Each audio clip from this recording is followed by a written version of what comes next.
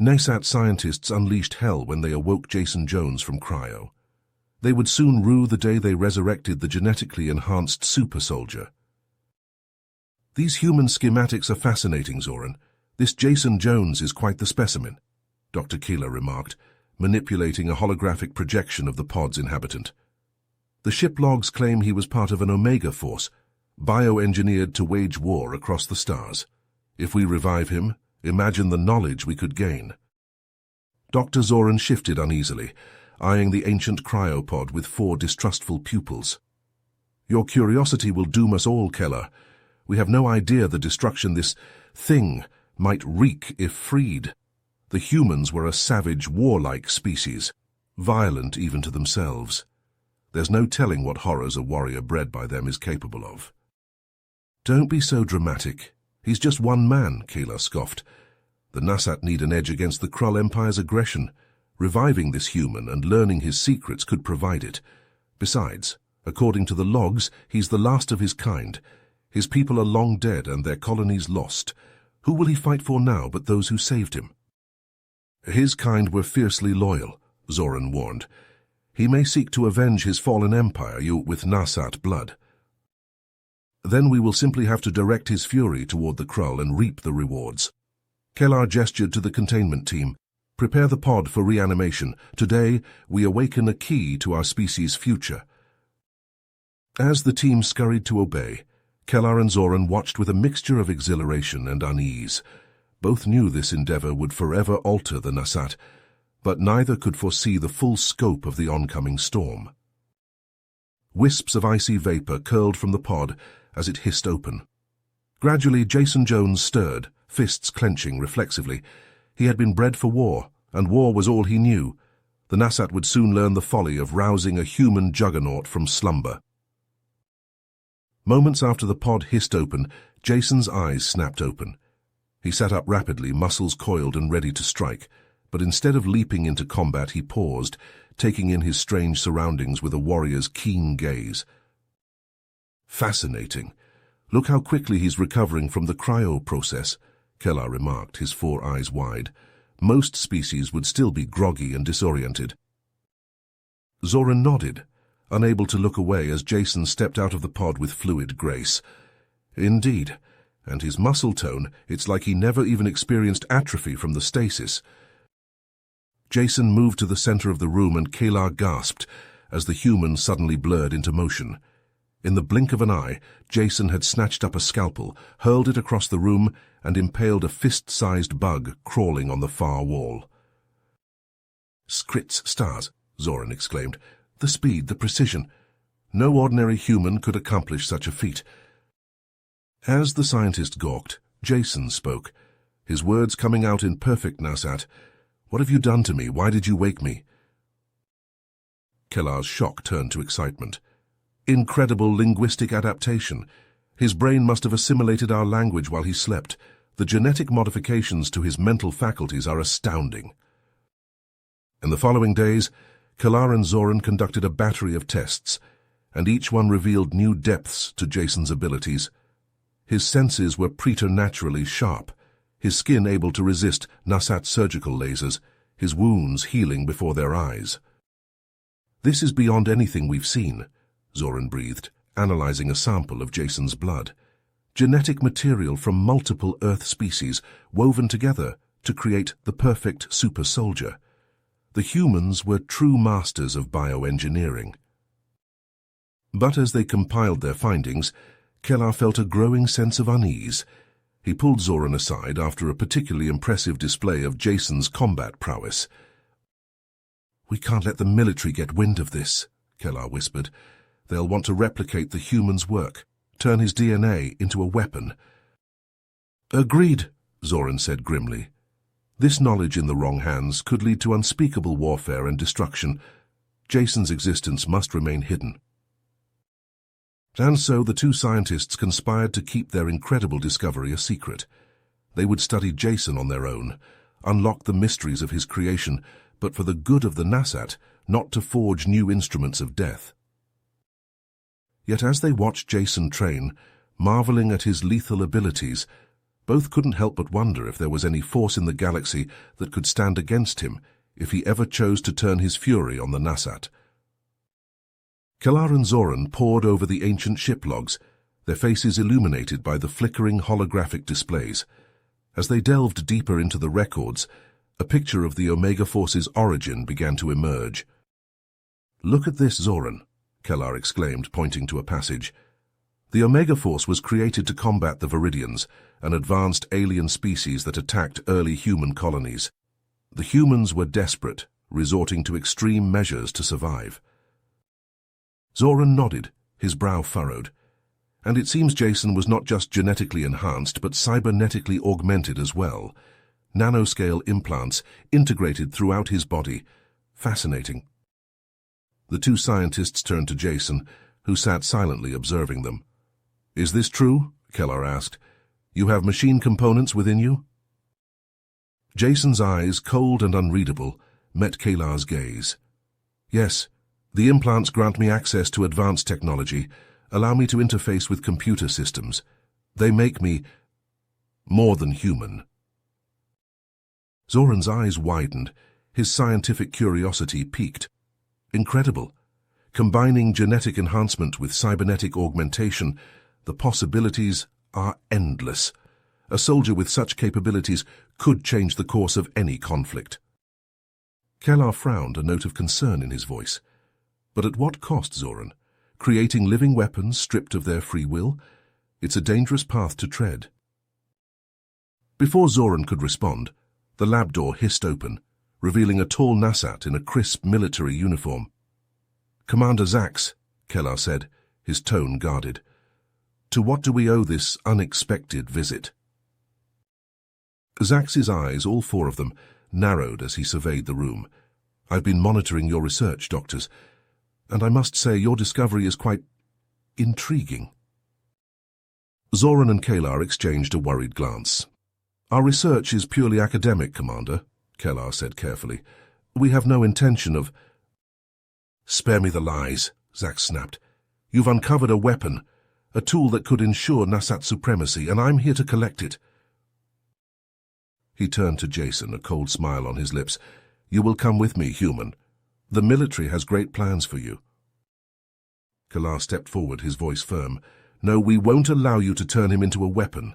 The consequences—" "The only consequence that matters," Zax snarled, "is the glory of the Nasat Empire. Now step aside or face the repercussions of defying a direct order." As Zax advanced, Zoran and Kellar stood their ground, determined to protect their discovery and the fate of the galaxy. As the standoff in the lab intensified, Jason suddenly rose to his feet. He fixed his piercing gaze on Commander Zax. "I've been listening and watching since I woke up. Gathering intel on your species, your society." Zax's eyes narrowed. "Is that so, and what have you concluded, human?" Jason's voice was steady, his words carefully chosen. "I'm grateful to Kellar and Zoran. They protected me, wanted to study my enhancements to better the Nasat. But you—" He pointed at Zax, his finger unwavering. "You and your military? You just want to exploit my abilities, turn me into a weapon for your own gain, no regard for the ethical implications." Kellar and Zoran exchanged a glance, surprised by Jason's forthrightness. The super soldier continued, his tone hardening.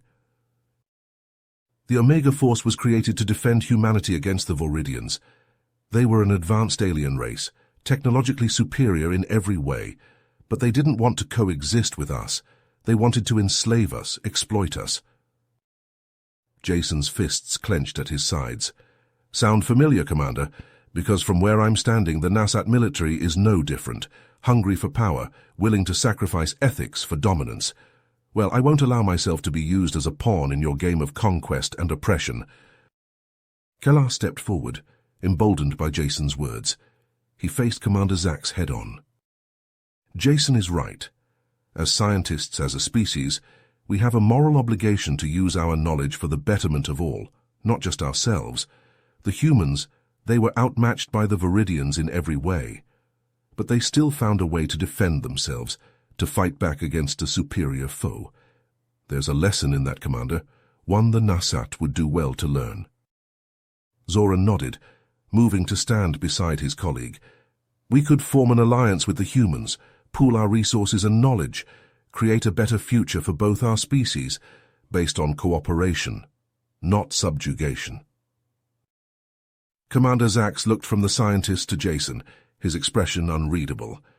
The tension in the room was palpable, the air thick with the weight of the moment. Slowly, Zax's stern facade began to crack.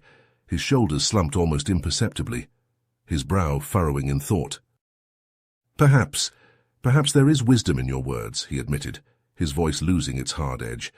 The pursuit of power and dominance, it has blinded us, made us no better than the enemies we claim to defend against. He met Jason's unwavering gaze, a flicker of respect in his eyes. Your resolve is admirable, human. You've given me much to consider. The commander turned to Kellar and Zoran. Continue your research, doctors, but do so with the utmost discretion. There are those within the military who would not take kindly to your unorthodox views. With a curt nod, Zax turned on his heel and strode from the lab, the door hissing shut behind him. In his wake, a heavy silence settled over the room. Kellar let out a shaky breath, the tension draining from his body. That was a dangerous gamble, Jason, defying the military like that. Jason shrugged, a ghost of a smile on his lips. I've faced worse odds. Besides, sometimes you have to take a stand, no matter the risk. Zoran clasped Jason's shoulder, a gesture of camaraderie. You may be human, but you have the spirit of a true Nasat warrior. As the three unlikely allies stood together, united in their shared purpose, they knew that the path ahead would be fraught with challenges and dangers, but they also knew that they had taken the first step towards a brighter future, one where the mistakes of the past need not be repeated. Just as the unlikely alliance between Jason and the Nasat scientists seemed poised to forge a new path forward, Commander Zax dropped a bombshell revelation. He fixed Kellar and Zoran with a stern gaze, his voice grave. The Nasat government has known about the human's existence since you first discovered him. They've been secretly planning to use him as a bargaining chip in our negotiations with the Krull Empire. Kellar's eyes widened in shock, his voice trembling. What? How could they even consider such a thing? Zax continued, undeterred. The Krull have been demanding access to advanced human technology in exchange for a ceasefire. The government believes that offering them the human and the secrets of his genetic and cybernetic enhancements could be the key to securing peace. Zoran slammed his fist on the table, his face contorted with rage. This is an outrage.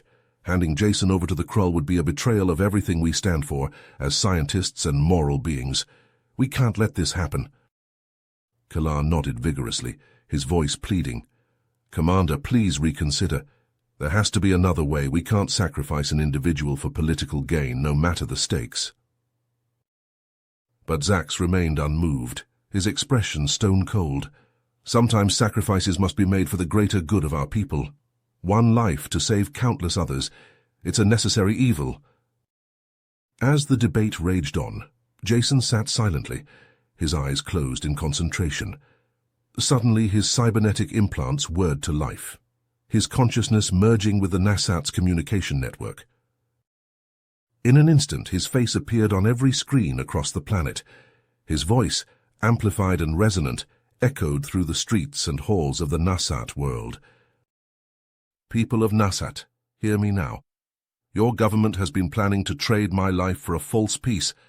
They would sacrifice me to the Krull in exchange for a temporary reprieve from conflict. Gasps of shock and murmurs of disbelief rippled through the crowds as Jason continued, his words passionate and unwavering. But I ask you, is this the path you wish to tread? A path paved with betrayal and moral compromise? The cycle of violence and exploitation will never end if we resort to such tactics. He paused, his gaze seeming to pierce through the screens, connecting with every Nasat who listened. I appeal to your sense of compassion, your belief in unity. Stand together against those who would seek to divide and conquer us. Reject this plan and demand a better way forward. As Jason's words faded, a hush fell over the planet. Then, like a rising tide, the voices of the Nasat people swelled into a chorus of outrage and demand for change. In the streets, crowds gathered, their cries echoing through the cities. "No more war, no more deceit, we stand with the human." Commander Zax watched the uprising unfold, his face a mask of disbelief. The weight of his people's opposition crashed down upon him. In the lab, Kalar and Zoran stood in awe, their eyes shining with hope and admiration for the human who had sparked a revolution. Zax, his shoulders slumped in defeat, turned to the scientists. "It appears I have no choice. The will of the people is clear. We must find another path to peace, one that doesn't involve betraying our principles." You have reached the end of the story. If you enjoyed this story and want to support us, please leave a like and subscribe to our channel, and for every comment that says 88, I will heart every single one of them. Thank you for your time.